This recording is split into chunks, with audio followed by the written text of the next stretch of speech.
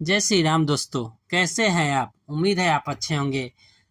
दोस्तों, आप सबका मेरे इस राम कहानी चैनल में स्वागत है। दोस्तों, पिछले 2 दिनों से मेरी वीडियो नहीं आ रही थी, इसके लिए मैं क्षमा प्रार्थी हूँ। आज मैं आपको जो सुनाने जा रहा हूँ वो लक्ष्मण सुग्रीव संवाद है। सुग्रीव को अपना राज मिलने के बाद प्रभु श्री राम को वह भूल गए। इसके बाद लक्ष्मण क्रुद्ध होकर सुग्रीव के पास जाते हैं। इसी को मैं विशेष रूप में सुनाने जा रहा हूँ। कृपया ध्यान से सुनिएगा, आपको अच्छा लगेगा। प्रभु श्री राम का आपको आशीर्वाद मिलेगा। श्री रामचंद्र जी की आज्ञा पाकर सदैव बड़े भाई के हित में लगे रहने वाले लक्ष्मण क्रुद्ध होकर किष्किंधा की ओर चले। मार्ग में वृक्षों को बलपूर्वक गिराते हुए, पर्वत शिखरों को उठाकर फेंकते हुए, नगर की ऊंची ऊंची अटिलकाओं को, सुशोभित बाजारों और चौराहों को पार कर वे सुग्रीव के राज्य में जाकर पहुँचे। लक्ष्मण को अत्यंत क्रोधित देखकर सुग्रीव के सुभट भयभीत होकर इधर उधर भागने लगे। लक्ष्मण सीधे सुग्रीव के रानी निवास में पहुंचे।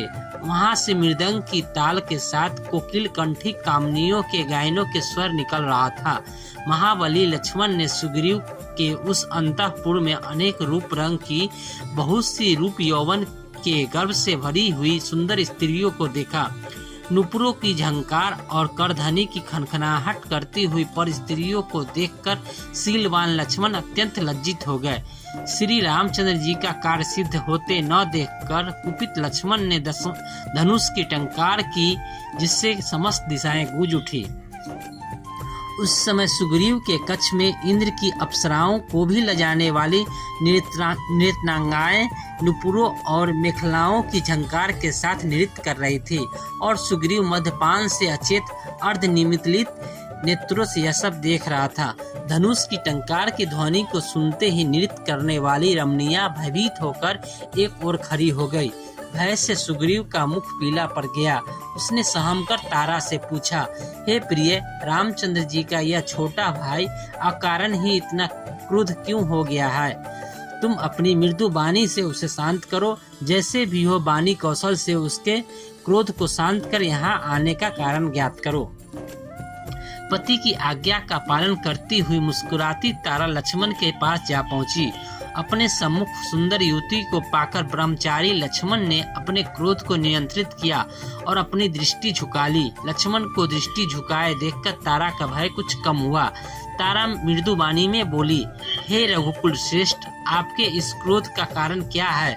क्या हमसे कोई अपराध हुआ है? यदि आपके दास सुग्रीव से कोई अपराध हुआ भी है तो आप जैसे उदार एवं क्षमाशील महापुरुष को उसे क्षमा प्रदान करनी चाहिए। वही आपके सेवक है, कृतज्ञ नहीं है, और न वे कपटी एवं मिथ्यावादी हैं। आपके उपकार को वे सदा स्मरण करते रहते हैं और आप दोनों भाइयों का ही गुणगान करते रहते हैं।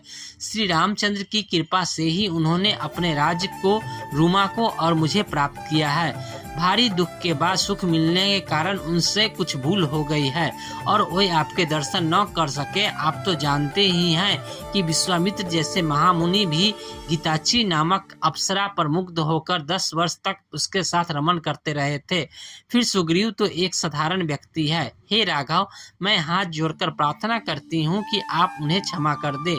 मैं आपको विश्वास दिलाती हूँ कि वे श्री रामचंद्र जी के कार्य के लिए राज्य का सुख मुझे, रूमा को भी और अंगद को भी छोड़ देंगे, और जब तक जनक दुलारी सीता जी को श्री रामचंद्र जी से नहीं मिला देंगे तब तक शांति से नहीं बैठेंगे। बानरों के सरदारों को बुलाने के लिए दूत भेजे जा चुके हैं। आज ही वे सब लोग आने वाले हैं। उन सबको लेकर आज ही सीतापति के पास जाएंगे। आप क्रोध त्याग कर मेरी बात पर विश्वास करें। मैं कभी मिथ्या भाषण नहीं करती। तारा के वाक्यों से शांत होकर लक्ष्मण सुग्रीव के पास पहुँचे। लक्ष्मण के पहुँचते ही सुग्रीव अपने आसन से उठकर खड़ा हो गया। उसके एक ओर रूमा और दूसरी ओर तारा थी। लक्ष्मण ने क्रुद्ध होकर कहा, हे वानर राज, संसार जितेंद्रिय, दयालु और कृतज्ञ राजा का ही सम्मान करता है। जो किसी मनुष्य को सहायता देने का वचन देकर भी उसकी सहायता नहीं करता, उसे आत्महत्या जैसा महापाप लगता है। शास्त्रों में गौघाती, चोर और अपना व्रत भंग करने वाले के लिए तो प्रायश्चित का प्रावधान है, परंतु कृतज्ञता के पाप का कोई प्रायश्चित नहीं बताया गया है। उसे तो अनंत काल तक नरक की यातनाएं भोगनी पड़ती है। रामचंद्र जी ने तुम्हारे साथ जो उपकार किया है उसे भुला देना तुम्हारे लिए उचित नहीं है। इसीलिए सुग्रीव, अब तुम्हें उस वचन का पालन करना चाहिए जो तुमने उन्हें दिया है। लक्ष्मण की बात सुनकर सुग्रीव अत्यंत नम्रता के साथ बोला, हे रघुकुल तिलक, श्री रामचंद्र जी की दया से ही मैंने अपना खोया हुआ राज फिर से पाया है। इसलिए उनके इस महान उपकार को मैं जीवन भर नहीं भूल सकता। मैं जानता हूँ वे अपने अपूर्व पराक्रम से सीता को चुराने वाले राक्षस को एक क्षण में नष्ट कर सकते हैं। केवल मेरा मान बढ़ाने के लिए वे मुझसे सहायता मांग रहे हैं, इसलिए मैं उनका अत्यंत अनुग्रहित हूँ।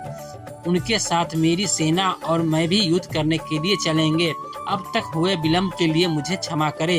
लक्ष्मण के इन वचनों से संतुष्ट होकर बोले, अब तुम मेरे साथ चलकर भैया को दुखी मन को संतोष दो। वे सीता जी के वियोग से बहुत दुखी हो रहे हैं।